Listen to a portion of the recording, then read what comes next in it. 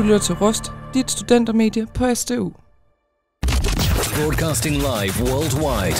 Non-stop. Take you on the journey of a lifetime. The best music from the past to the present. The home of real music. This is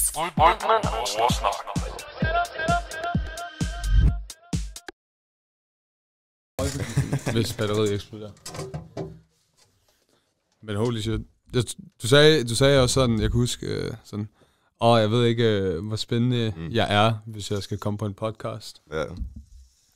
Men jeg tænker i hvert fald som musikproducer, det er sgu fedt nok. Vi har også lyttet til en, du sådan har udgivet her i forgårs.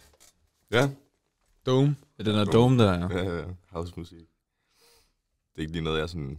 Jeg kan godt lide at lave housemusik. Men det er ikke det, jeg startede med at lave. Så det er, sådan, det er stadig lidt nyt for mig, tror jeg. Ja. Men det er rimelig hårdt musik, sådan generelt, igennem det hele, vil jeg sige. Ja. Og jeg prøvede også at få signet den der hos nogle labels. Ja. Og de var altså sådan, det er sgu lige lidt for hårdt, det her.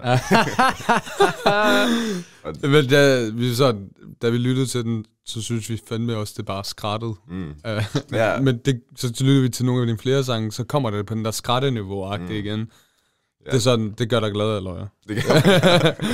Det kan du godt lide. Det er blevet sådan lidt en signature sound, Ja, 100. Og det skulle sige nok. Altså, når jeg skal fortælle mine venner, at jeg laver musik og sådan noget, så er det sådan... Ikke lyt til min musik, hvis du hører det på din mobil. Fordi, altså, du kommer ikke til at... Ej, hold da kæft. Så skrætter det bare for meget. Og du skal høre det enten i sådan AirPods, eller på et godt headset, eller så skal det være på sådan en kæmpe festivalspeaker, men det er der ikke nogen, der har. Så. Nej. Men vi kommer fandme alle sammen, alle tre fresh out of semesterstarsfesten, som følte af i går. Tømmermand. Eller som, ja, bare stor tømmermand. Helt smadret. Jeg kan også godt høre det på min stemme. Men da vi optog en masse videoer og optagelser, og så snart vi kom tæt på koncerten, så begyndte det også bare med at skrætte for sindssygt. Ja. Lyden er ikke fantastisk. Generelt igennem det hele, lyden er for høj på vores ting. Ja, fordi nu, så når vi også står i mikrofonen, så råber vi også bare sådan. Ja. Det er som om, hvis jeg bare råber her lige nu. Så. Ja. Nå, hvordan går det, Backbeats? Er du musikproducer, eller hvad? Jeg kan også se det derovre. Ja, præcis. Det, ja. Men det sjove med det der, det er jo, altså på din SoundCloud, det kan jeg også bare se, altså, du ved, jeg har jo også en SoundCloud, så videre sådan, mine er ikke særlig høje. Jeg kigger på din audio gains er bare så stor, altså det er fuldstændig det højeste. Det skal klippe. Det skal, det er også en ting, hvorfor har SoundCloud det der? Altså, er det fordi, det er bare er det en meget populær ting, tror jeg? At vise det? Ja, at vise altså audio, altså når den sådan, hvor høj den er, altså det audio gain. Altså generelt set, nu er det måske bare mig, der sådan godt kan lide at surfe igen musik, men sådan, det gør det meget nemt at bare sådan hurtigt smutte over til et drop, for eksempel. Ja, så kan man se, okay, her er droppet. Ja. Så behøver jeg ikke at høre resten af sangen, hvis det er droppet, det er dårligt, så vil jeg nok ikke gerne høre det track i fremtiden. Så ja, jeg tror, altså, det er jo bare dejligt at kunne se lidt af lyden, men det er ikke noget, der sådan gør nogen stor forskel alligevel. Ja. Jeg synes, det er fedt nok i forhold til Spotify, for der er det bare sådan, at skal du gætte, hvor han droppet er, og hvor han de gode ting er. Mens her, der kan du faktisk se på SoundCloud, kan du se, hvornår folk lytter mest på tracket. Der sådan, så kommer sådan ikoner frem med alle folks, og sådan, alle lytter mest lige her.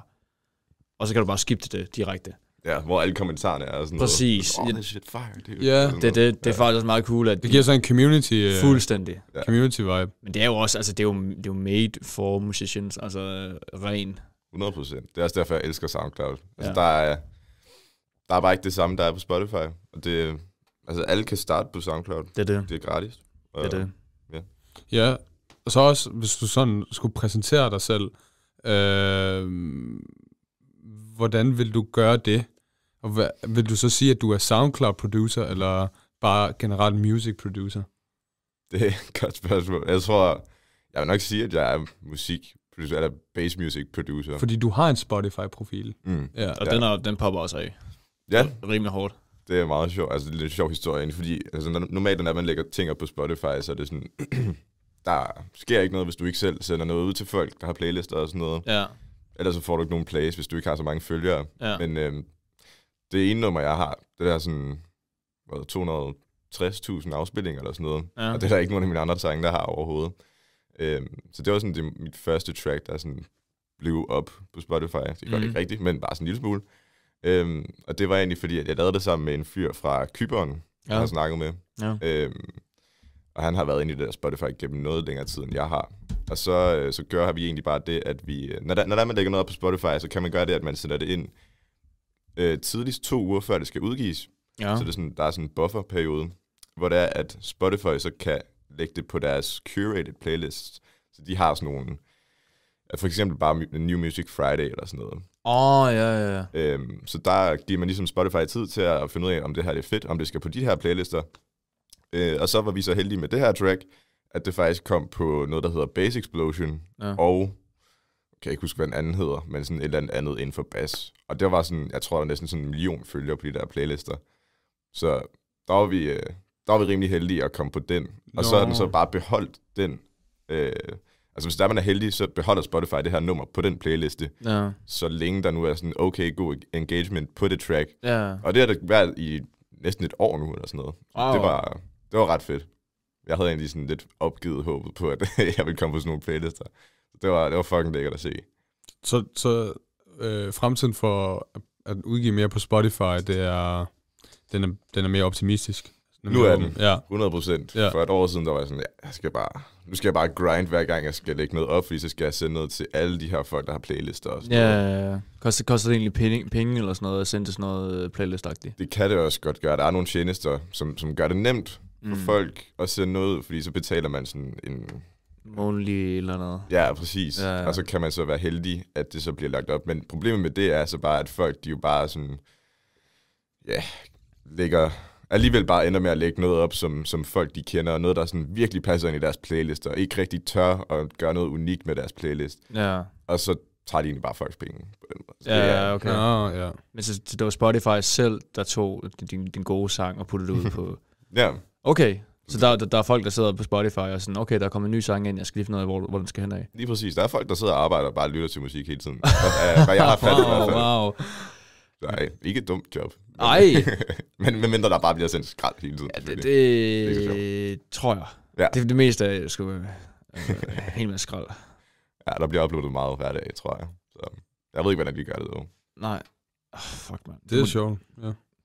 Jeg tænker også, at sådan Spotify, det er sådan det main sted. Det er altid sådan det, jeg har haft sådan den forestilling af. Der er jo mange flere musikplatforme, altså streamingplatforme for musik.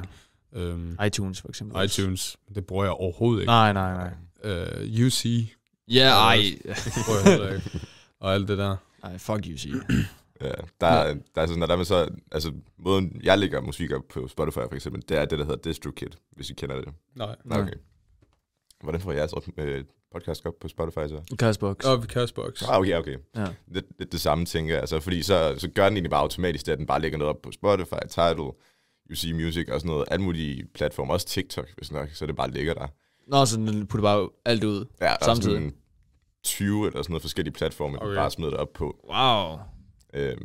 Så jeg tror også, Apple Music er sådan nogenlunde stort i USA i hvert fald, måske. Ja, den er stort over. Ja, men Spotify, det er i hvert fald i Skandinavien, sådan Europa, der er det 100%, der hvor der er folk, de lytter til musik. Ja. Så det er derfor, at man gerne vil prøve at bryde igennem på Spotify. Hvis man kan. Men det koster så vel også penge, det der DistroKid, der er gået for? Ja, det er sådan 200 kroner om året eller sådan noget. Okay. Og det er faktisk ikke så slemt. Men det koster det ikke også penge at putte sange ud på SoundCloud? Nej, Spotify. På Spotify. Hvis du gerne vil have det til at ligge der for altid, så koster det sådan $20. Det er i hvert fald, hvad jeg har forstået, for hver sang. Så det er sådan, det gider jeg sgu ikke at betale hver gang. Nej. Så vil jeg bare blive ved med at betale min subscription, så længe jeg lever, og så må vi se, hvad der sker derefter. Det ved jeg ikke. Ja. Når jeg kommer i tanke om SoundCloud i hvert fald, så kommer jeg altid i tanke om sådan tilbage i folkeskoletiden, og sådan start-gymtiden. Fordi der var de her skøre remixes udgivet, hvor det bare folk, der bare sådan, jeg tror det er jo producerne, de råber bare ind i mikrofonen og bare sætter en eller anden masse beat drops ind, og så bare, jeg ved ikke, kender du til nogen af dem? Jeg kan huske en, der hedder Ostejern. Kender du den? Nej. Det var, altså, jeg synes, det var bare så sindssygt, hvor de bare havde en masse quotes fra, sådan nogle legende-quotes fra tv i Danmark, eller sådan noget. Bare alt sådan noget meme-shit, bare sådan sat sammen. Det var sådan, jeg forbinder altid SoundCloud-musik med sådan memes-agtigt. Ja. Hvis man har været på Roskilde, så er der specielt den der morgensang der. Ja, lige præcis. Fuck mig, man. Den sang, altså... Jeg har kun været på Roskilde 1 år, men den spilles fra klokken 6 om morgenen til klokken 12 om eftermiddagen, fordi folk skal jo, de kan vågne op på hver sit tidspunkt, og alle skal høre den. Det er sindssygt. Jeg husker bare, at de blev bare spillet så mange gange, sådan, når man var bare sammen med sine venner eller sådan noget. Dengang jeg var 15-16 år. Ja. Det var altid sådan noget skørt beat drop, total crazy remixes. Ja. Det er sjovt ved SoundCloud, fordi egentlig så er der jo copyright-ting, der kan gå ind og spænde ben for folk til at lægge sådan noget op der. Ja. Men alle de sniger sig bare igennem på en eller anden måde. Jeg ved ikke, jeg har altså lavet en del remixes. Men er der ikke også en vis tolerance for det? Kan du forestille dig sådan, vi giver jer lov-agtigt, eller sådan noget?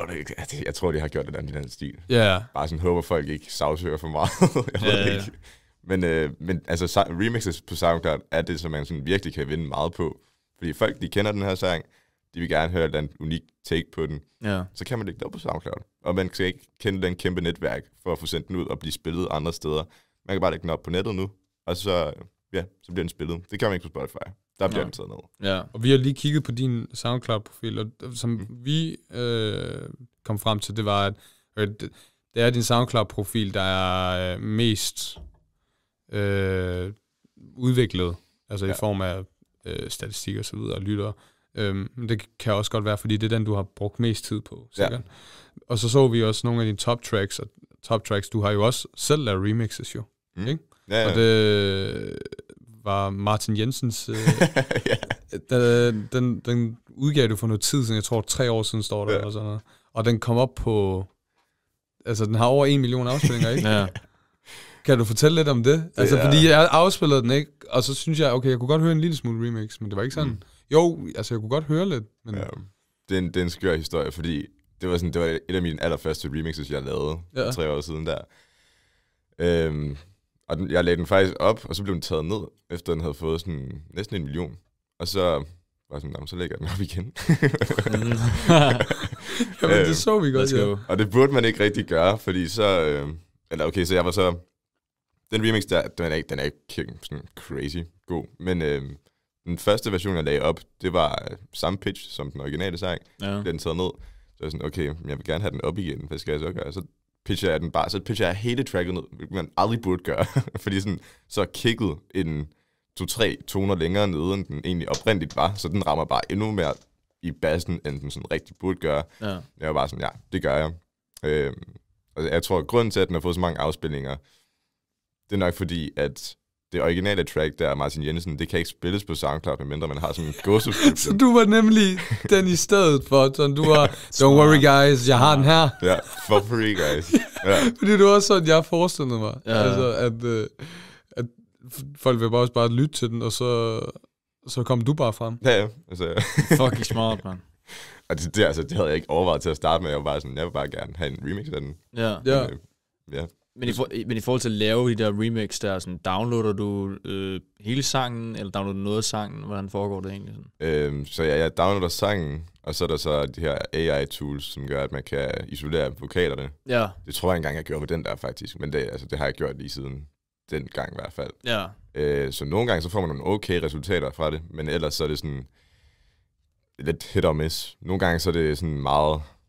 Så får man stadig noget af melodien med og sådan noget, men det kan man ikke rigtig styre. Så må man bare prøve at blende nogle andre elementer ind i sangen, så der man ikke lægger så meget mærke til det. Så det hele ligger lidt mere i en... Altså, man kan høre vokalen, men der er altså nogle andre elementer, som ligesom sådan hopper ind over, så man ikke lægger mærke til det. Fair. Jeg overvejede også at begynde at lave nogle remixes, men jeg bare sådan, jeg ved ikke... alle det der AI-tools der og sådan noget. Sådan, fuck, der er så mange. Ja. Og mange, og alle skal bare, de skal have dine penge, så sådan, jeg ved ikke, hvilken jeg skal bruge. Altså. Nej, der er heldigvis nogle sådan rimelig solide gratis, nogen der er begyndt at komme op. Okay, fedt. Jeg har brugt det, der hedder Lala... Ja, Lala.io eller sådan noget. Ja. Jeg tror, jeg betalte, der var den sådan Valentine's subscription, hvor den var 50% off. Så betalte jeg ikke huske, hvor meget det var, jeg tror sådan 50 kroner, så kan man sende noget ind, og så kan den bruge sådan, længden af sangen der, bruger man så som point. Så 2 minutter, så har du brugt, 20 point eller sådan noget. Jeg tror ikke engang, det er så meget egentlig. Men det er sådan, de fleste fungerer, tror jeg. Okay. Men der er held derude, eller der er håb derude i hvert fald, fordi der er mange, der begynder at være gratis. Ja. Vil du stadig fortsætte så på SoundCloud, eller er det sådan lidt svært at fokusere begge steder? Du har jo det der, Dressy Beats, eller hvad? Altså det, som der kan udsende på flere platforme. Nå, DistroKid, ja. Ja, DistroKid. Ja, altså jeg tror, det var unintentionally SoundCloud, jeg valgte at fokusere på, fordi det er måske sådan en lang historie, men i hvert fald, jeg tror, det er det, jeg har fokuseret mest på, men jeg ved også godt nu, at man bliver nødt til at også fokusere på Spotify. Ja. Ellers så kommer man måske ikke lige så langt. Alligevel, i hvert fald i Danmark, eller i sådan Norden. Ja. Og der er også begyndt, jeg tror også i starten, sådan, der synes jeg bare ikke, der var så mange playlister, der sådan, havde plads til den her lidt mere skrættede musik og sådan noget. Ja. Det synes jeg, der er kommet lidt mere nu, folk de er sådan lidt mere, det er meget cool. Ja. Så. Jamen, jeg tror altså, SoundCloud, det er der, hvor du ved, din kernepublikum og mest engagement kommer fra. Men for at nå ud til mest, der er det Spotify, 100%. Ja. Fordi igen, altså, der er faktisk mange, der ikke helt ved, hvad SoundCloud er.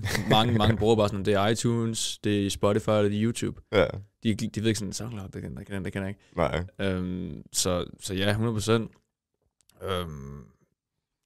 Jeg har mange tekniske spørgsmål, men jeg tænker, at vi tager lidt senere måske. Jeg har kunne rigtig godt tænke mig at høre, hvem er din målgruppe? Ja, godt spørgsmål. Fordi, hvor gammel er det, du er? Jeg er lige blevet 23. Du er lige blevet 23. Ja, jeg tænkte sådan, at du er ikke så meget face-on-agtig, når det gælder sociale medier, eller når det gælder med at udgive musikken. Det er sådan, som jeg forstår det, er det kun på SoundCloud og Spotify, du sådan ligesom er der, og så er det gennem playlister og så videre. Ja. Hvem er din målgruppe? Min målgruppe er, hvis jeg kigger på statistikkerne, så er det åbenbart Indien og USA. Indien? De er glade for det skrættede derovre. Yes. Nice. Det er meget random. Men jeg tror, at generelt set, så er det sådan amerikansk publikum, der er sådan, i 20'erne. Ja. 20'erne. Sikkert også nogle unge folk. Altså, der er også, jeg tror, teenager og generelt unge. Ja. Er det også sådan, du godt kan lide, er det sådan, du gerne vil have det, at din base, eller din kernemålgruppe er geografisk langt væk fra dig? Det er ikke meningen, men det er meget fedt at se, at der er folk i USA, der lytter til ens musik, men det havde nu også været meget fedt, at det var i Danmark. Men det kan jeg ikke rigtig ændre på, fordi sådan er musikkulturen bare ikke i Danmark. Nej. Der skal jeg lave slap house, eller house, sådan klubmusik. Ja, det. Men er det fordi, hvis man skal sådan prøve at være måske... Du har ikke lyst til at sådan selv... Altså, kan du DJ, eller hvad? Jeg har lært at DJ. Jeg har spillet live 2 gange. Okay. Og så har jeg spillet på en livestream, hvor det var, jeg bare kunne tage så mange takes, jeg havde lyst til at bare optage det. Så okay. Første gang, at jeg DJ'ede, det var så på sådan en livestream for et pladeselskab, et meget lille pladeselskab, der hed The Arcadium Project, hvor jeg havde udgivet noget. Jeg tror, det var sådan lidt under corona, så folk de var meget åbne for sådan nogle Twitch livestreams med DJ's. Ja. Det var meget normalt i den periode i hvert fald. Så jeg blev sådan spurgt et par måneder inden, vil du gerne DJ? Og så var jeg sådan, jeg aner ikke, hvordan jeg DJ'er det. Og så var de sådan, nej, du skal nok finde ud af det. Du kunne egentlig også bare uploade en mix, og så er det det. Og så var jeg sådan, nej, jeg vil fandme gerne lære DJ, nu er det på tide. Ja. Og jeg kender så, jeg ved ikke, om I kender Zookeepers, der har spillet nogle gange. Jeg hørte, jo. Ja, de spiller så ikke længere, men jeg kender så ham, der hedder Søren. Og han har været rigtig god til at hjælpe mig med sådan nogle små tekniske ting og så videre. Ja. Så jeg skrev bare sådan til ham, sådan, kan jeg komme forbi dig og sådan låne jeres DJ-udstyr? Og så han sådan, ja, jo, det kan du godt. Og så endte det med at blive syg eller sådan noget, så kunne jeg ikke komme alligevel. Så var jeg sådan, okay, fuck det. Jeg køber sådan en lille DJ-controller, kalder man den, som er sådan en mini-version af sådan en rigtig klub-version. Kostede mig sådan, 1.300 eller sådan noget, det var ikke så slemt. Okay. Og så begyndte jeg bare sådan at lære det, lige så stille. Og så, jeg har meget fundet ud af, at jeg gør det på en lidt forkert måde, men fuck det virker. Og så, så fik jeg så lært det på et par måneder. Det var også derfor, jeg skrev til ham der Søren. Jeg var sådan, hvordan gør man? Sådan, hvor lang tid tager det? Ja. Han skrev bare sådan, første gang han spillede live der, sammen med hans duo der Zookeepers, de tog bare op på dagen, og bare var sådan, vi trykker afspil, prøver at se, om I kan finde ud af at skifte. Hvis det ikke går, så prøver vi en anden sang. I høretelefonerne. Og så svær er det ikke. Så sådan, okay, jeg skal nok klare det her på et par måneder. Ja, det er sjovt. Ja. Damn. Fordi du har jo meget på dit CV, I guess, hvis man kan sige det på den måde. Altså, du har et katalog af et CV, som du ligesom kan vise, hvis du skal prøve at skabe et netværk for at spille live. Ja. Ikke? Jo. Altså, det har du allerede. Du har allerede mere end fundamentet til det, som der skal være for, at man spiller live. Altså, du har din streaming, og du har din egen style, du har din signature. Du har kernepublikum. Nu har du, så nu kan du også både produce og være DJ. Ja. Er det så på tide måske at sådan, vise mere af sig selv måske? Det var sådan, jeg tænkte sådan, måske det step vil være. Jo, det er nok rigtigt nok. Altså nu har jeg, altså anden gang jeg spillede live, det var her i, tror jeg, sidste uge i Aalborg. Så det er sådan, det er meget okay, nyt. Så det er helt nyt. Meget nyt. Okay. Men det er stadig mega fedt. Så jo, det er nok sådan næste step, hvis det er, at du vil den vej, ikke? Hvis det er, at du vil den vej. Ja. Men det er ikke sikkert, at du vil den vej. Jeg synes, det kunne være meget fedt. Altså til at starte med, da jeg startede med at produce, der var sådan, nej, jeg synes, det var sådan lidt, ikke kikset at være DJ, men jeg var stadig sådan meget introvert for sådan 4 år siden, så jeg var sådan, det er sgu nok ikke mig. Men så, da der var der blev spurgt til den der livestream, og så blev jeg spurgt en anden ven der i Kolding om at spille for sådan et halvt år siden. Så sådan, altså, jeg kan ikke have det, hvis jeg ikke har prøvet det. Nej, det er det. Og jeg synes egentlig, det var meget sjovt. Det er super nøjeren, men det er så sjovt alligevel. Ja. Så ja, altså det er vejen at gå. Men så skal man ind og sådan noget, finde management, eller finde alle mulige folks e-mails og sådan noget, til at få lov til at spille rundt omkring. Ja, så kommer branding-aspektet på sig selv, ikke? Og alt bureaukratiet i det. Ja, så det er en helt ny verden, som jeg lige skal finde ud af i hvert fald. Okay, ja. Fordi nu er vi jo efterhånden DJ's ikke nørder, ja. Altså sådan, vi har haft 3 DJ's nu på studiet, og bare ved, hvordan de har det, hvordan deres erfaringer og oplevelser har været med at være DJ. For 3 vidt forskellige hvad skal man sige, områder inden for DJ. En, der spiller for den ældre målgruppe i bryllupsarrangementer. En, der spiller for underground techno-steder, og den anden spiller for de her klubberne. Lidt de her natklubber, norme natklubber og steder. Alle sammen, forskellige fortællinger og historier, de kommer, ikke? Det er så cool. Alle sammen har én ting til fælles, og det er, at der er ikke den der forberedelsesprincip så hård. Altså, den står ikke så meget til. Det er meget med, at de vil prøve. Altså, det handler om at være spontan, og så tilpasse sig og læse folk. Ja. Og så bare, at der bare er voldt meget psychology, altså psykologi over det. Ja. Så det kan godt være, at der er en helt anden mindset, man skal have, end at man bare ikke, men hvor man sidder og så producerer musik. Ja, man kan godt klart adskille dem fra hinanden. Fuldstændig. Jeg tror, sådan nogen som mig i hvert fald, der producerer musik, jeg ved ikke, har I været til sådan distortion eller sådan noget, den stil, hvor det er sådan, man ved, det er smadret musik, der kommer? Det har ikke. Jeg var i nærheden. Jeg var i nærheden. Ja, okay. Jeg var i nærheden af det. Altså, 2 år siden. Men jeg var ikke med til det. Nej, altså det har altså kun været her i år. Ja. Men der er det sådan, når der er sådan rigtig elektronisk musik, der kommer, så plejer det at være sådan en setliste folk, de har. Jeg skal ikke kunne sige det med sikkerhed, vel, men i hvert fald det, jeg har gjort, når jeg har spillet, det har været bare sådan, jeg ved, jeg kommer til at spille noget smadret, så hvorfor ikke bare i hvert fald sætte en eller anden setliste sammen, så jeg ved sådan nogenlunde, hvad jeg kommer igennem. Ja. Så altså, jeg har selv haft alt for mange tracks, så jeg har bare sådan gået og skiftet hele tiden. Det skal jeg også lige lære, og sådan noget, det er jeg stadig ny til. Ja. Men så for mig, så er det mere sådan, prøve at skabe en stemning fra starten af, og så bare kalde det for en journey, som man holder sig til, hvis der man har en okay setliste, så der folk ligesom ved, okay, det er sådan det her, det bliver. Det er at temaet er klart og tydeligt, altså hvad det kommer til at handle om. Fordi hvis eventet det er sådan, okay, basmusik, det her, så kan man godt gøre det. Ja. Folk kan selvfølgelig stadigvæk godt kede sig, fordi det kan godt være, at man bare rammer fuldstændig skævt. Men ja, det er i hvert fald den måde, jeg har gjort det på indtil videre. Og jeg vil helt klart gerne prøve at blive bedre, og ligesom de andre DJ's der kunne føle stemningen. Ja, det tracks. Det kommer med erfaring, jo. Ja, præcis. Det tænker jeg også. Helt klart. Jeg tænker, det kunne også være, at du kunne gå en tur til Indien og give den noget spice med din production der. Hvis der er, jeg ved ikke, om der er scener eller klubber. Der er i hvert fald mange mennesker i Indien, så... der kommer man ikke igen, nej. Nej, der må være nogen, der godt kunne lide det, jo. Ja.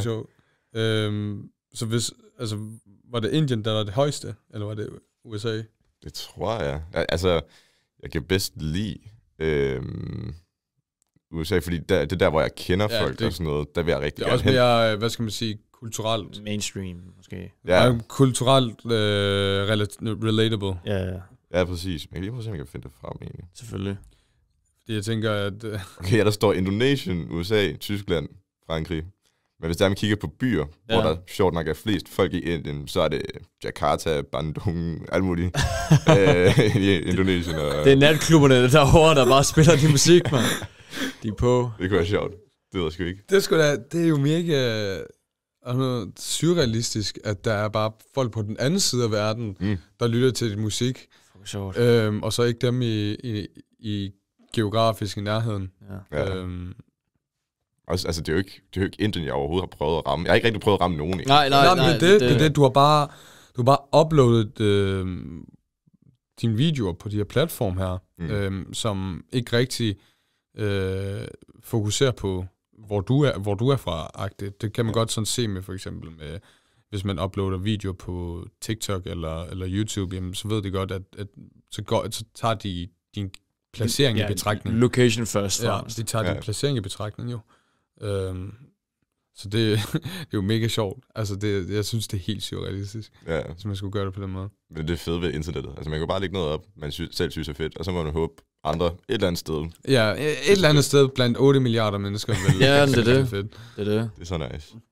Der var også en norsk sanger, der skrev til mig her for et års tid siden, og var sådan, at bro, du skal lave et remix af mig, og sådan, okay, og så kigger jeg ind og kigger, og han er sådan, du ved, han er meget Post Malone-agtig. Okay. Jeg var sådan lidt, fuck, det ved jeg ikke, hvordan man gør. Jesus, men jeg er sådan lidt, hvordan fandt du mig? Han er bare sådan lidt, jeg så din TikTok. Altså, okay, fedt, ja, 100%. Men jeg har aldrig nået at lave remixet, men jeg var sådan, cool nok, og det er bare, folk kommer bare på. Ja. Det er fedt. Når man er i den her, når man er i underholdningsbranchen, nu gælder alt muligt inden for underholdning, så er jo ens værk blevet meget mere og mere en ting på internettet. Altså når man skal være noget inden for underholdningsindustrien, så findes det på nettet, ikke? Jo. Og det er sådan lidt op til dig selv, om det er noget, du har lyst til også at tage med ud fra internettet af, og så ligesom vise det i den fysiske verden, eller at du vil bare have, at det forbliver på internettet, og så at dit værk kun, hvad skal man sige, bliver spillet på internettet, eller findes på internettet. Kan du følge mig i det? Altså, at det er som om, når det er så langt væk, så føles det ikke rigtigt som om, at der sker noget. Ja. Sådan, hvad skal man sige, fysisk-mæssigt. Ja, altså der er sådan en mystik over det. Det er også, altså for... Jamen lige præcis, det er det, jeg mener. Ja. Mystik. Altså også for sådan, jeg ved ikke, altså der er jo rapper og sådan noget, der er gået på gaden og sætter deres CD'er og sådan noget. Ja. Det vil jeg i hvert fald have det rigtig svært med, at skulle sælge min musik på gaden. Der er ikke nogen, der gider at høre det sådan rigtigt i Danmark i hvert fald. Men er det der, men ved du det? Ved du, at folk... Men ja... Det er det. Du ved det jo ikke helt. Nej, folk skal også opsøge en. Du kan ikke bare komme og sige, hey, lyt til min musik.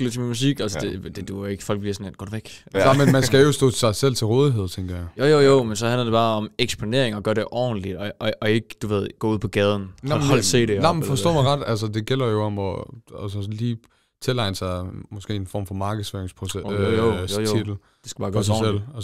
Det skal gøres klogt. Fordi, føler du selv dit navn har et brand? Altså, Backbeats?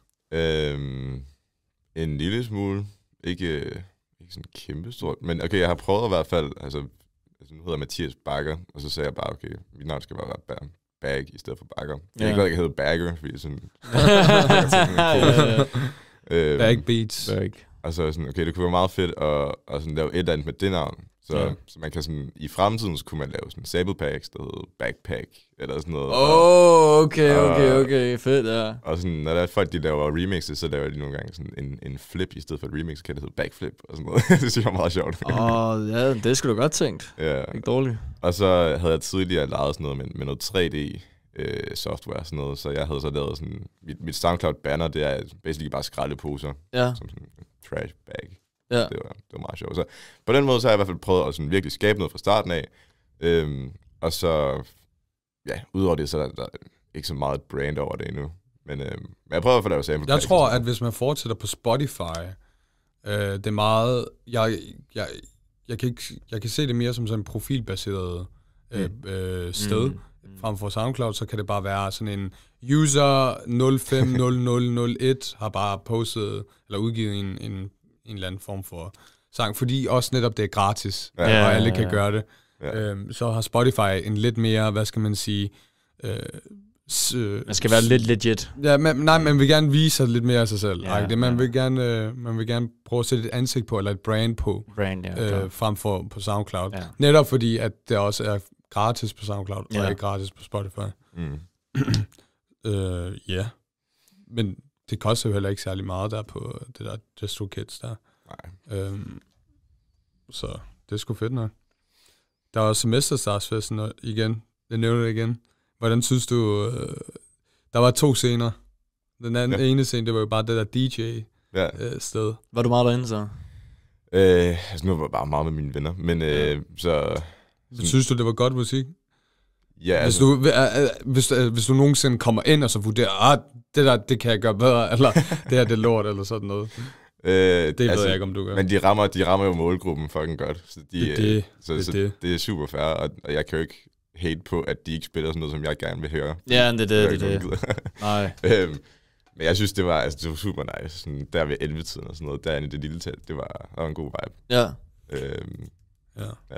Jeg føler, så når Emil Lange, han kom på i går aftes, så er det jo ikke kun hans egen sang, han spiller på, så fordi han er jo selv DJ. Ja, det er det. Og der var bare mange sange. Nu har jeg selv på sådan meget EDM house og sådan beat drop tracks. Så var jeg også på Spotify, men også på SoundCloud. Det er jo velkendte tracks, kan man sige. Jeg ved ikke, om det er velkendte. Det er ikke... Det kan godt være, det er velkendt inden for DJ. Ja, altså, jeg vil mene, det var let tilgængeligt, fordi man skulle ramme så mange på dancefloor som overhovedet muligt. Så jeg tænker, hvis nu du kommer med din musik, så sådan, tror vi på, at lige så mange vil danse til det, end det Emil Lange kom ud med. Altså, fordi der er mange mennesker, der bare godt kan lide det standard dance, musik, klubmusik, og ikke så meget mere end det. Altså. Ja. Så det er lige før det er sådan noget top 50 Danmark klubmusik, ikke? Altså. Ja. Jeg synes, han gør det alligevel godt i forhold til... Jeg kan huske i hvert fald, jeg så ham også for 2 år siden. Der droppede han alligevel sådan lige et Skrillex-track på et tidspunkt. Og sådan, det var fucking fedt. Men altså, han skabte en sindssyg stemning. Er du sindssygt? Folk var på. Ja, det er fedt at se, at han stadigvæk prøver sådan at gå lidt ned i den der hårde house i hvert fald. Jeg ved ikke, om det er bass house, han går ned i. Men stadigvæk sådan... Det er ikke bare klubmusik. Nej, okay. Ja, for der kom en hård stemning. Det kunne jeg godt lægge mærke til. Men jeg har nogle tekniske spørgsmål. Ja, der kan komme med. Så det er teknikhjørnet, hvad vi kalder det. Står jeg af, eller hvad? Nej, det behøver du ikke. Det er bare sådan i forhold til... Det kan jeg godt forstå det, eller hvad? Nej.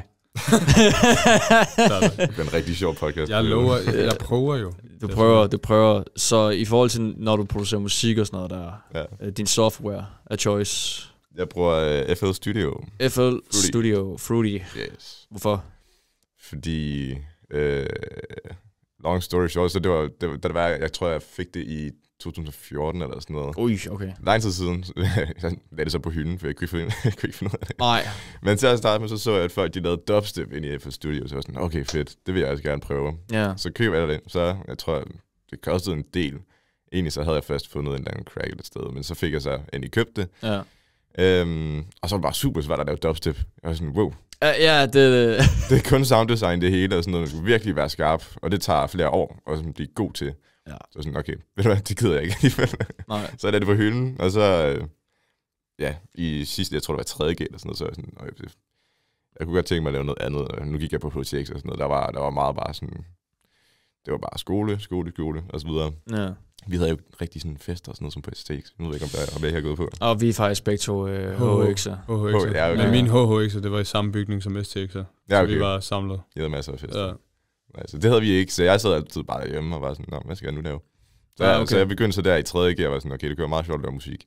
Og så lavede jeg så trap i stedet for sådan noget lidt, ikke rap, hip-hop beats, lidt mere til den hårde side, mere fokuseret på sådan god bass, 808, og så en sjov melodi eller sådan noget. Fedt. Og det var mere håndgribeligt at begynde på. Ja. Og jeg ved ikke om, altså man kan jo også sagtens i Ableton, eller Logic, eller hvad man nu vil bruge. Nu ved jeg ikke, hvad du bruger. Om det er Ableton. Det er også mega nice. Ja, altså prøv igen, jeg startede for 2 år siden, og jeg er stadig sådan, holy shit, der er så meget, jeg ikke ved. Altså, der er fandme hårdt, men sådan, altså, er det mest samples, eller er det MIDI, du kører på? Altså, jeg kan bedst lide MIDI. Ja. Der tror jeg måske også, FL Studio er lidt dårligere end Ableton. Der tror jeg, Ableton, de har sådan nogle fede warp stretch modes på samples og sådan noget. Jo, altså jeg har heldigvis den der, hvor jeg bare skal trykke på scale, og så viser den, hvilke noder jeg kan putte det i. Det har FL Studio ikke. Nej. Men damn, okay, altså, så du musikteori, det har du også på plads, eller hvordan? Nope. Nej. Det kan jeg ikke finde ud af. Jeg har spillet guitar i 7 år. Og det er allerede der. Men jeg har ikke fattet noget. Det er sgu da mange år. 7 år, det er fandme et stykke tid. Ja, det er også lang tid siden nu. Og det er sådan, jeg tror jeg stoppede, da jeg var 17 eller sådan noget. Er der ikke noder også i guitar? Jo. Kan du læse dem? Det kunne jeg. Ikke længere? Nej, okay. Men dude, jeg spillede spansk guitar, jo sådan klassisk guitar. Okay. Spicy. Det er sejt nok. Spanish guitar. Yes. Og så gik jeg så over til elektronisk, sådan mere metal, blues. Ja. Men grunden til at jeg spillede, det var bare, fordi jeg synes, det var sjovt at spille sange. Så jeg har ikke lært noget musikteori. Nej. Overhovedet. Det skulle jeg have gjort. Det kan jeg godt relatere til. Jeg spillede klaver. Det var også bare for at søge på YouTube, how to play this, fordi det var bare sådan virkelig...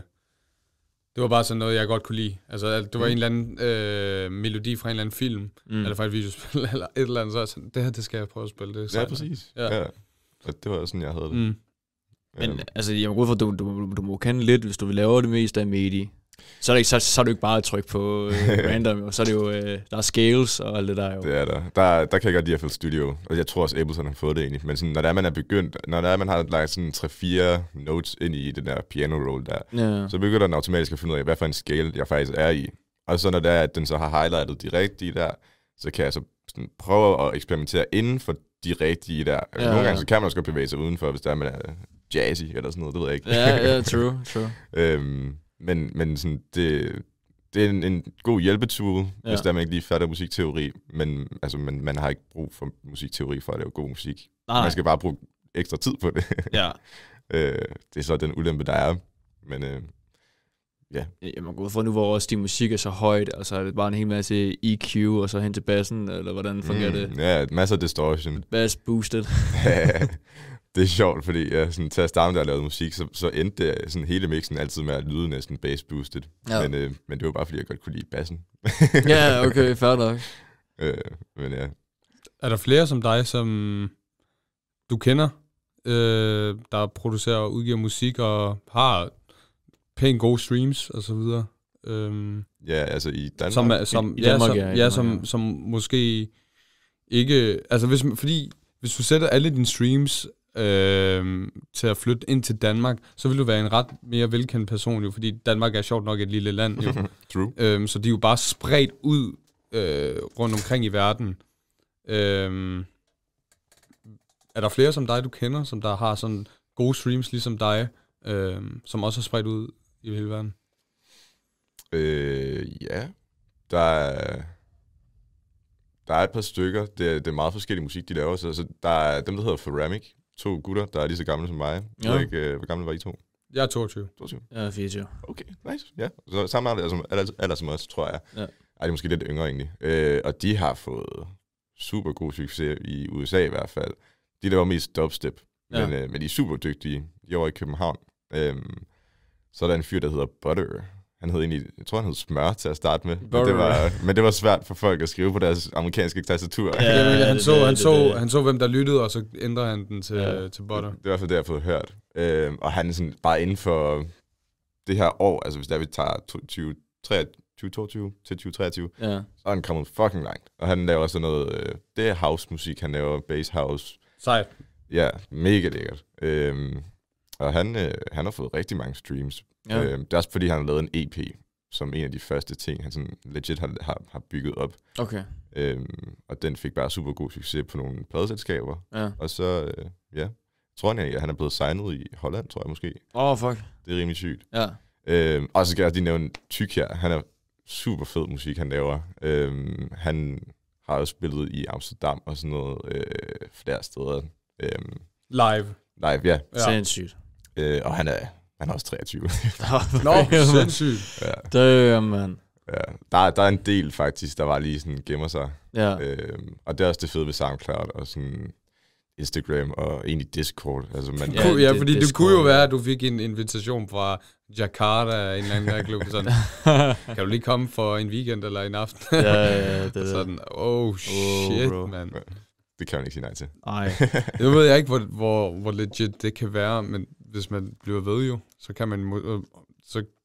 kan jeg helt klart forestille mig, at man bare får en eller anden invitation eller noget, hvis din sang nu popper i et andet land. Ja, 100%.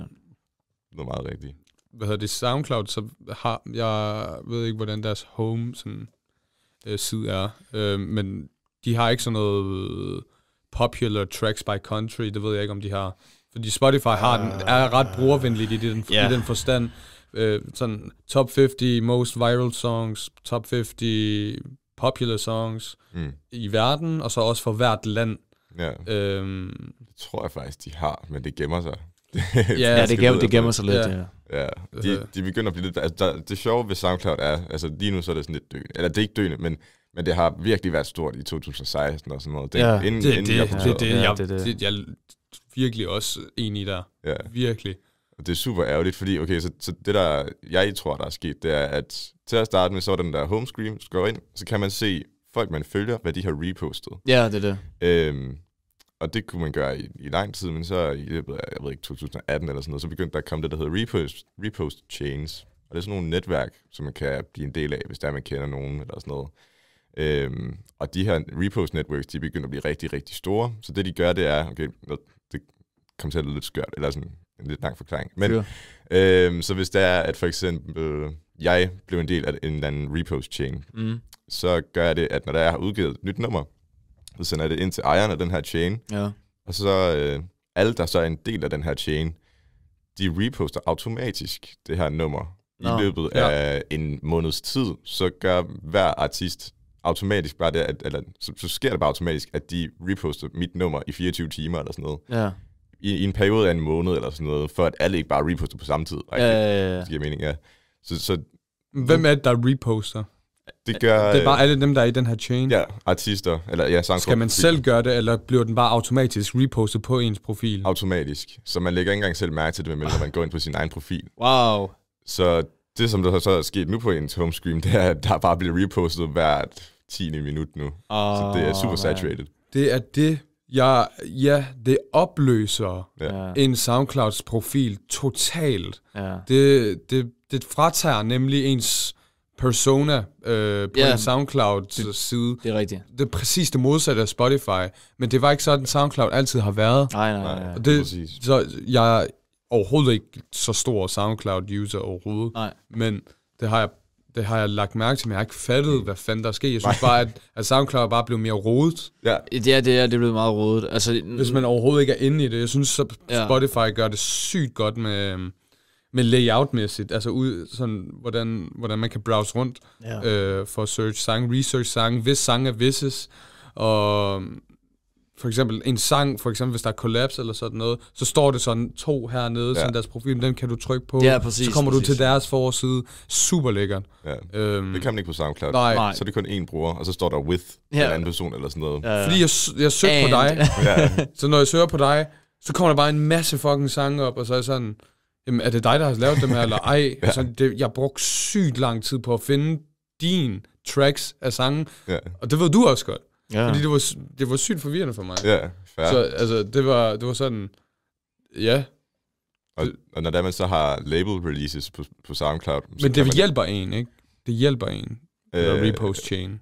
Det hjælper en med plays og sådan afspilninger, og få det ud til folk og sådan noget, og det er bare det, man bliver nødt til nu. Jeg er en del af en repost chain. Jeg kender en ven fra Sverige, som egentlig hjalp mig til at starte med, sådan få øjnene op for, at det faktisk ikke bare sådan, ikke kun er sjovt for mig, men også fedt, at andre godt kan lide ens musik. Altså, det faktisk bliver hørt af folk. Ja.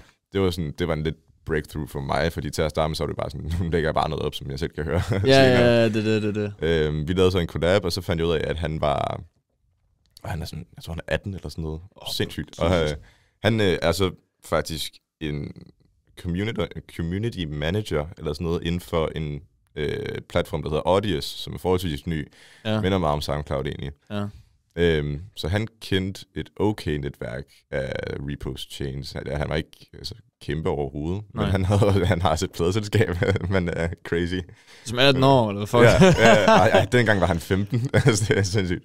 Det er ikke kæmpestort, men det er stadig mega nice, at han sådan, det kører stadig, og sådan noget. Jeg har også fået et par releases gennem ham. Men det skulle til at sige med SoundCloud, hvis der man har et label release, så kommer det heller ikke op på ens egen profil. Så skal man lave sin egen playliste, hvor der står, hey, jeg har udgivet det her nummer og sådan noget. Så det bliver altså rigtig hurtigt rodet der, fordi så gør artister tit der, at de laver en playliste for hver track, man har udgivet på et label.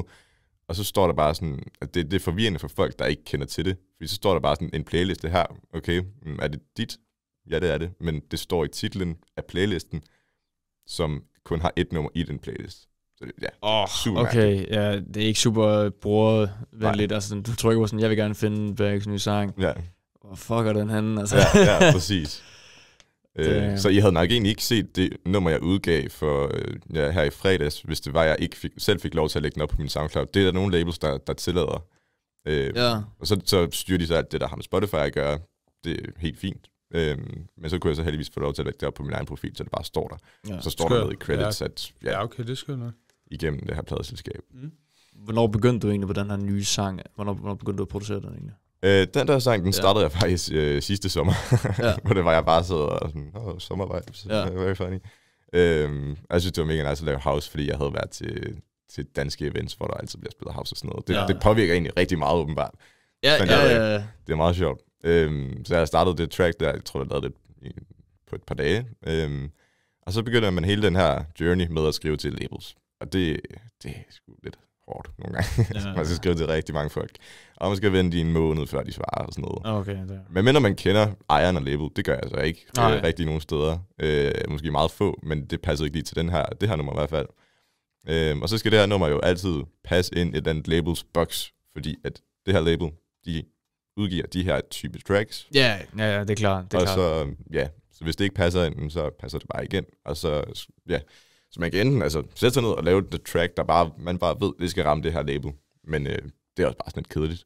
Man vil gerne lave noget nyt og unikt hver gang. Ja, fordi du laver jo musik også for meget, du ved, din egen fornøjelse, i stedet for bare sådan, så laver jeg vel house igen. Ja, præcis. Det er ikke det, man har lyst til, hvis det er, at man får den følelse der. Ja. Så jeg er begyndt at sende til labels. Det tager, jeg synes, hvis man er heldig, så tager det en måned. Så er de svarer der, og så siger de, ja, fedt, det vil vi gerne have. Sindssygt. Men det her track, der har jeg bare sådan, jeg ved ikke rigtig, om jeg bare selv skal udgive det, eller hvad jeg skal gøre. Så det er egentlig klogt at lægge sig sådan en helt plan for, hvem skal jeg sende til først, hvor lang tid skal jeg vente, før de svarer, hvornår skal jeg sende til et nyt label. Og der glemte jeg bare sådan lidt at lægge nogle plan, så jeg glemte lidt om tracket og sådan noget. Så et år senere, nu blev det udgivet af et mindre pladeselskab, der hedder Base Darkness. Ja.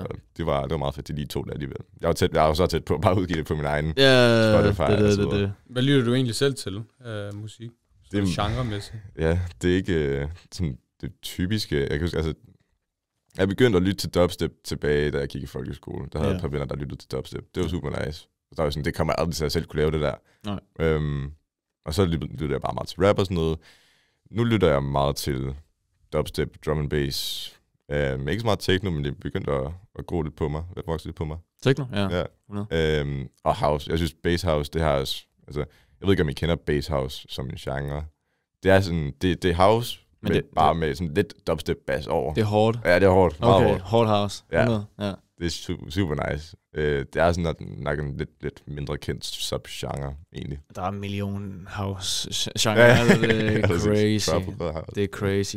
Ja. Får du egentlig penge for SoundCloud og Spotify og sådan noget? Ja, der er SoundCloud, de begyndte faktisk her for et år siden, og sådan virkelig fokusere på folk, der... Jeg ved ikke engang selv, hvordan jeg skal forklare det, for jeg forstår det egentlig ikke selv. Men, men det er, når der er, man lægger et track op, og der så er folk, der sådan bliver ved med at komme tilbage til ens nummer, eller ens profil, så får man lige lidt ekstra. Så de er egentlig begyndt, jeg tror, jeg tjener sådan $20 om måneden på det. Det er ikke sådan super crazy. Okay. Men før var det sådan $5 om måneden. Ja. Så det er en markant forskel i hvert fald. Ja. På Spotify, der tjener man ikke super meget. Men jeg fik så heldigvis et nummer, der er sådan poppet nogenlunde over, tror jeg, tjent $200 på i løbet af 6 måneder eller sådan noget. Så det er ikke helt dumt. Ej. Så ja, hvis der ikke er flere sådan nogle numre, så tager jeg gerne imod det. Ja. Du har jo så et job ved siden af, eller sådan noget. Ja, jeg tjener gode penge på SU, du. Ja, det er fint. Hvad du læser? Det er så software. Ja, det var rigtigt. Og det var 3. semester, eller hvad du skulle? Jeg lige startet på 5. semester. Okay. Det er rigtigt det samme som os. Ja. Nice. Ja, bachelor lige er midt. Ja. Men hvad er vision så for dig som musikproducer? Godt spørgsmål, fordi det har jeg ikke selv overhovedet styr på. Nej. Og det er også fordi, at det er sådan et niche, det hele. Ja, lige præcis. Og det er det meget, ja. Men altså, så der er jo folk, der er bare sådan, at droppe ud af deres uddannelser, og bare sådan vælger bare, nu har jeg et job ved siden af, og så er det bare det her, jeg gør. Ja. Hvis jeg kunne det, havde jeg måske egentlig også gjort det, men jeg ville egentlig bare gerne have mig en uddannelse først. Ja. Og så egentlig, altså i forhold til software engineering, så kunne det også være meget fedt at lave sine egne plugins og sådan noget, så på den måde, så er det også attraktivt for mig at færdiggøre min uddannelse. Ja.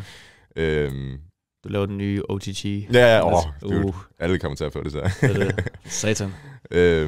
Men ja, altså når jeg er færdig med at arbejde, eller med at studere, nu tager jeg civilingeniør, så jeg skal altså have en kandidat. Damn. Så det tager lidt ekstra tid. Ja. Men jeg tror, at bagefter, så kunne det være meget fedt at arbejde, få nogle gode penge, og så se, om det her musikfisk faktisk kunne virke. Ja. Det ville ikke være helt dumt. Ja. Nej. Jeg tænker også, hvis du bliver ved med at udgive med samme, hvad skal man sige, nu ved jeg ikke, hvor hvad skal man sige, hvor effektivt, med hvor mange sange udgiver du sådan cirka om året? Ja. Jeg prøver at sigte efter hver måned. Ja. Jeg tror ikke lige sidste måned, jeg fik udgivet noget. Men ja, sådan 12 sange per år, det er okay. Det er udmærket. Hvis du har ret mange. Du har jo ret mange sange, ja. Hvis det er høj kvalitet, 12 sange om året, det er faktisk rimelig godt. Ja. Det er stabilt. Ja. Altså, er det der sådan indtil videre, så har du udgivet en sang hver måned? Ja, udover sidste måned, tror jeg, så har jeg. Jeg tror også lige i starten af året, der udgav jeg måske 2 i en måned eller sådan noget. Så ja, så nogenlunde. Mange folk gør egentlig bare det, at de sætter et Excel-sheet op, og så skriver de bare sange, de sådan nogenlunde har færdige, eller allerede er færdige med. Ja. Og så siger de bare, okay, den her måned, der udgiver det, og det, og det. Og så har de en helt plan for hele året. Smart. December udgiver folk, i hvert fald inden for dubstep og sådan noget, hård musik, ikke rigtig noget, fordi de ved, at musik, der bliver spillet i december, er bare julemusik. Så det er bare sådan, det kommer ikke til at få nogle gode tal alligevel. Nej. Det er meget sjovt. Men det er alligevel ret effektivt, en sang hver måned. Det er fedt. Det er jo virkelig forløjt. Altså, synes jeg i hvert fald. Ja. Det kan godt, jeg kan godt forestille mig, at det kan godt være lidt svært at, ligesom at producere en sang. Ej, det tager lang tid, fordi man skal have en idé ned, og man skal lige finde ud af, hvor vi have den hen, og så skal man finde ud af layout og alt det shit der. Og så derefter, jeg ved ikke, om du master dine sange selv, eller får du nogen til det? Jeg gør det selv for det meste, hvis det er et eller andet sådan nummer, jeg synes er rigtig, rigtig godt, og egentlig sådan ikke helt lyder, som det skal. Det ikke lyder dyrt nok, rigtigt. Så sender jeg det til en mastering engineer. Det er dyrt. Ja, det er dyrt. Så det gør jeg ikke særlig tit. Nej, for satan der. Kommer man hurtigt af med 1.000 kroner eller sådan noget. Bare lige passe. Mastering er bare, så det lyder professionelt. Ja, altså du kan høre forskel på, du ved... HD, altså så det lyder sådan... Ja, du ved, hvis du på Spotify, så du ved, hvis du går på top 50, det lyder, du ved, det her, det er en kvalitetssang. Altså det er bare så det lyder godt i ens ører og en til headphones, og hvis du kører i bilen, lyder det også godt. Ja, sådan på alle højtaler skulle du gerne lyde rimelig godt. Ja, det er basic det der. Ja. Så ved du det. Men der er pisse dyrt og pisse svært at finde ud af selv også. Ja, true. Ja. Så det er nok også derfor, at min signature sound er blevet sådan lidt skrattet, fordi jeg faktisk selv har gjort det. Nej, det ved jeg ikke. Det er ikke men det er stadig lidt din signature, ikke? Altså, altså få den derop. Der er jo, SoundCloud kan jo gøre sådan for, hvad er det, 40 kroner, master den eller den pis. Det er ikke så godt. Nej. Men ja, man kan godt gøre det. Ja. De har jo bare en eller anden AI eller et eller andet. Ja, det er shit. Ja. Jeg synes egentlig, at din genre også går meget ind under det der nye genre, som der er kommet på grund af alle de her TikTok-edits og funk. Det der med, kender du til det? Det der med PH, ONK-stavet, som funk. Funk er fed. Ja. Der skrætter det også, og sådan noget. Vold meget. Der er nogle folk, der er rigtig dårlige til at master, men der er også nogle, der er rigtig gode til det. Så der er en stor forskel mellem nogle af de der tracks. Ja. Men kan du godt lide selv at lytte til det der funk noget? Eller blev du lavet inspireret af funk-genre? Ikke så meget faktisk. Jeg synes, det var rigtig godt i starten. Nu synes jeg, der er kommet lidt meget af det. Lidt for meget, men jeg synes stadig, det er en fed genre. Det er blevet for mainstream, eller hvad? Måske. Det ved jeg ikke. Det er ikke, fordi jeg ikke kan lide mainstream ting. Det er ikke det overhovedet. Men det er virkelig blevet sådan... Ja, det er blevet stort. Jeg lytter bare til funk. Ja. Sådan. Ja, jeg sad også bare og studerede over ved en ven, og han satte også bare funk på. Okay. Så bare lave lektier det. Sindssygt. Ja, nej, det er en fed genre. Ja. Og det er fedt, at sådan noget nyt noget bare lige sådan pludselig kan poppe over på TikTok eller sådan noget. Ja. Og der er... Jeg tror, at alt det her med internetkultur og internetkulturen og deltagelseskulturen, den er bare man har en vis, hvad skal man sige, trang til ligesom at bare få dannet en kultur, og så bare få den fucking bare eksponeret ud så meget som muligt, og skabe en trend. Og så, der er så mange sådan nye trends, der bare kommer, og så kommer de, og så hurtigt dør de, og så videre. Men sådan, funk har bare sådan været der, og den er der stadigvæk, synes jeg. Altså, det er virkelig som om, at folk sådan har udviklet en helt ny, stabil genre, bare ud fra TikTok og Reel-videoer. Ja, altså der er den, og så er der jo den anden side af spektrummet, som hedder de her sped-up versions af sangen. Men det er jo bare, altså, nu, tilbage i tiden, det er jo Nightcore. Hvis du kan, altså, det er. De har bare kaldt det sped-up i stedet for, så siger det er helt nyt. Gud røv, du har pitchet lortet op, og så er det ændret BPM'en. Det har jeg ikke tænkt over. Nej, men det er jo det er. Altså, det er sådan lidt, hold nu kæft, mand. Men det er meget det samme som funk også, fordi folk er bare gået amok på det. Men funk lyder bedre, synes jeg. Det er lidt mere hårdt. Ja. Men det er meget sjovt sådan med internettet og sådan noget, fordi før i tiden, så kunne man bare lægge noget op på SoundCloud eller på Spotify, og så var man, altså, hvis det var en banger, så var det sådan, jeg ved ikke, 10% chance for, at det gik viralt. Det der. Men nu skal du lægge en masse op. Og det er fedt, hvis det er, at sådan, man har tid til det, men der er jo ikke nogen, der har. Det er der selvfølgelig folk, der har. Men det fede ved TikTok, det er, fordi jeg kender en fyr, der hedder Neotech. Han er super god til at brande og sådan noget. Fra Australien. Sådan, og han har bare sådan, jeg ved ikke, om han har cracket koden på TikTok, men han har bare sådan, han lavede en mega fed remix, og så fandt han ud af, at den her faktisk kunne en hel masse. Så fik han så en vokalist indover, så det var det, så man kunne lave det til en original i stedet for. Ja. Og så begyndte han bare at lægge en hel masse op på TikTok. Vanvittigt meget om den her ene sang. Smart. Og ja, altså folk, der følger ham, jeg blev sådan ret træt af den der sang, ikke? Fordi man ikke det op. Men det med TikTok, det er, altså folk, de giver ikke en fuck, om de har set det her, eller hørt det her 2 gange fra den her person, jeg følger, fordi der kommer så mange nye til hver gang. Der lægger noget nyt op. Så det har været super effektivt. Han har fået over 1 million streams på det nu. Wow. Og det er vanvittigt, at bare sådan, nok ikke kun TikTok, men også Instagram og sådan noget, at han bare har brandet sig selv, bare lagt ting op hele tiden, at man kan komme så langt. Med det i hvert fald. Det er virkelig blevet meget fokus på branding, især til musik, for ligesom at skille sig ud, for der er så meget udbud af det. Ja, præcis. Vi havde en vis person her, som der sad samme stol der som gæst, hvor han, det ved jeg faktisk ikke, om jeg skal snakke om. Jeg tror, du kan godt snakke om det, men vi kan bare ikke nævne, hvem det er. Nej, men jeg kan ikke nævne, hvad han sagde jo heller. Nå, jeg kommer på, hvad du tænkte at sige. Ja, det. Vi kan godt korte det her ud, eller så kan vi lige hurtigt... Nej, men vi har ikke sagt noget jo. Nej, jeg har jo ikke sagt noget, så vi kan godt have det her. Nej, jeg vil gerne høre det, så kan vi sige det efter. Jeg vil gerne høre det. Jamen okay, det var jo, at på grund af det her med TikTok og så videre, og sound, så handler det bare om at skabe alt det som kommercielle formål, som vil gerne kunne finde eller producere musik efter en eller anden opskrift, som giver dem, du ved, bare streams. Og at der er mange, som der bare som der prøver. Ja, den er kom nu. Den er lige gjort den. Fedt. Ja. Rød. Men som bare kommer og... Ja, godt se dig alligevel. Jeg kigger også hele tiden på den. Nu sidder jeg lige foran. Ja, og så kommer bare og hvad hedder det... bare kun på grund af streams skyld. Altså kun for tallenes skyld på deres Spotify-profil eller SoundCloud. Ja, penge basically. Så der er bare den her almindelige opskrift, og der er ikke noget originalitet i det. Og det skyldes nemlig på grund af en masse ting, såsom TikTok og så videre, eller de her platforme, der ligesom har så meget magt, på grund af deres algoritmefunktioner og så videre. Men ja. Det jeg vil spørge om, det var, at du sagde, at du ville fokusere mere på musik, når du er færdig med at studere.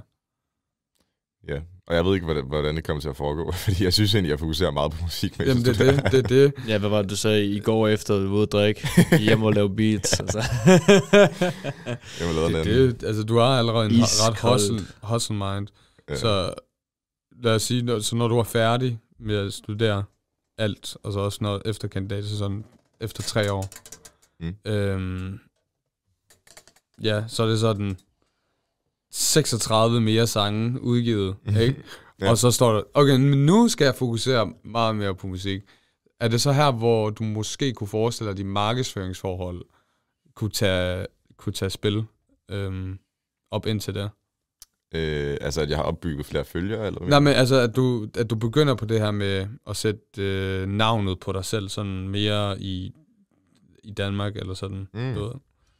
Det ved jeg ikke. Altså, jeg tror da ikke helt, jeg forstår det, fordi altså, jeg kan, hvis du mener sådan at branche mere ud til mere mainstream ting. Ja, men bare igen geografien, altså, som det sådan rammer, sådan prøver at blive eller hørt i Danmark. Ja. Har du aldrig det ønske? Eller hvad? Jo, altså det kunne være mega fedt, så jeg ikke skal tage til Indien hver gang jeg skal spille. ikke noget imod Indien overhovedet, men altså, det er jo bare lidt langt, ikke? Det er lidt langt, Det kunne være meget fedt bare lige hurtigt smutte ned i Odense og spille, eller i København eller sådan noget. Men du ser det ikke rigtig som sådan en stor... Du tager det bare som det kommer-agtigt. Dem, der lytter til din musik, det er bare dem, der gør det. Ja, fordi jeg kan jo ikke rigtig force. Man kunne godt... Ikke force, men sådan... Jeg ved det ikke. Nej, men fordi det gør jeg nemlig heller ikke. Fordi altså, det er, man kunne godt prøve at gøre det lidt mere normalt. Altså bare lægge en hel masse op på TikTok. Få folk rigtig hyped omkring et eller andet, der måske er lidt niche. Ja. Det kan jo godt være, at hvis du går den vej efter om at blive mere hørt i Danmark, jamen så er der noget af din signature production, noget af din produktion og din musik, som du måske kommer til at give op på vegne af, at du skal tilpasse dig mere. Yeah. Og det vil betyde, at du ligesom gør det lidt mere for markedsførings skyld, i stedet for producerings skyld. Ja, kan det passe? Ja, hvis der er, jeg vil have flere jobs i Danmark, så er det, jeg bliver nødt til. Altså, ja, men er det som der sådan holder sådan, hvad synes du om den idé? Altså, hvad synes du om den proces? Er det tiltalende, eller er det sådan lidt både overagtigt? Der er det gode, og så er det dårlige, og det er det, der kommer med det. Jeg tror, det er mere både over. Altså, det kommer an på, hvad der jeg kan lide til den tid. Fordi altså nu føler techno, det begynder sådan at være rimelig cool, og godt kunne lide i København måske, og måske også i Odense egentlig. Og jeg kunne godt tænke mig at prøve techno, og prøve at lave det. Ikke fordi jeg er god til det overhovedet lige nu, men lige nu så kunne jeg i hvert fald godt tænke mig at lave det med drum and bass, fordi det er også begyndt at, eller ikke på grund af, at det begyndte at blive lidt mere kendt, men egentlig fordi jeg synes, at det er en super fed genre. Ja.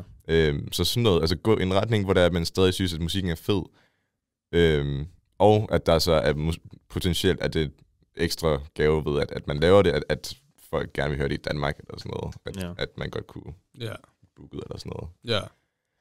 100. Det lyder også, altså det lyder spændende, fordi at du bare lader det til at se, hvad der kommer til at ske. Det er sådan, det er enten det, eller det er enten det. Det er enten et navn, der bliver stort i USA, eller i Indien, eller i Danmark.